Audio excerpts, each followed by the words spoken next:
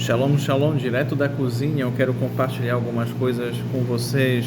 Eu não posso deixar de lembrar um dia tão especial, as palavras da nossa Torá,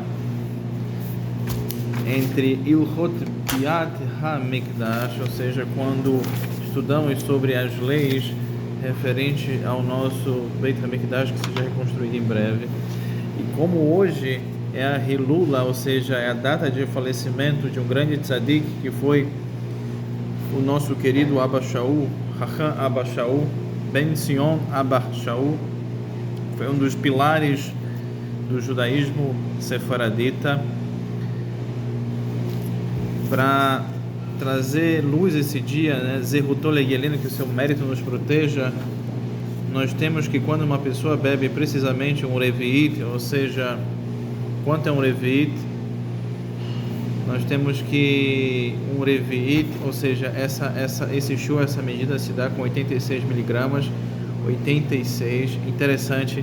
Vejam comigo a gemátria de Raf Vav Samer, que dá a palavra kos, que é copo, da Raf dá 20, Samer dá 6, Raf dá 20, Vav dá 6 e Samer dá 60, dando 86. Esse é um revi'it, que é um kli, é um recipiente para poder contar e constar. Então, quando um indivíduo bebe precisamente um revi'it de uma referente bebida, que ela foi diluída com uma pequena quantidade de água, e se dormiu um pouco e andou a distância de 1.000, que essa é uma distância para quem caminha, os efeitos do vinho passam, e ele pode então servir o templo. Isso se refere aos Kohanim, que não podiam beber no templo. Se, no entanto, ele bebeu mais do que uma quantidade específica de um revi'it, ou seja, 86 miligramas, mesmo que diluído, dormir um pouco ou viajar, acrescenta a sua embriaguez, ou seja, dormir favorece a polarizar a sua embriaguez, dependendo de como ele estava embriagado, e são coisas boas, muita alegria. Então isso se refere que ele deve esperar até que ele não tenha mais vestígios da sua embriaguez. E nós temos no hebraico Sha'atan Kidei Levit Ki Blava Vechayaba Ma'aim Vekoshehu Im Yashan Me'aim Oechayle Kidei Mil Keva Evechaim Umutar Le'avo Aval Im Sheta Yoter Merevi'it Afilu Ma'zuk Shenaimen O הדרה מוסיפים בשכרותו אלך איש אחד לפי שכרות עד שלא יישת משכרות שום דבר שבעולם. Bom, Abba Shaul nasceu exatamente em 16 de Tammuz. Ele nasceu, na verdade, em 29 de Tammuz, e ele veio a falecer hoje em 19 de Tammuz. Ele foi o Talmid, ou seja, o discípulo do grande Chacham Atia, que foi conhecido também como Atias. Ele foi Rosh Yeshiva, ou seja, o responsável pela Yeshiva Porat Yosef.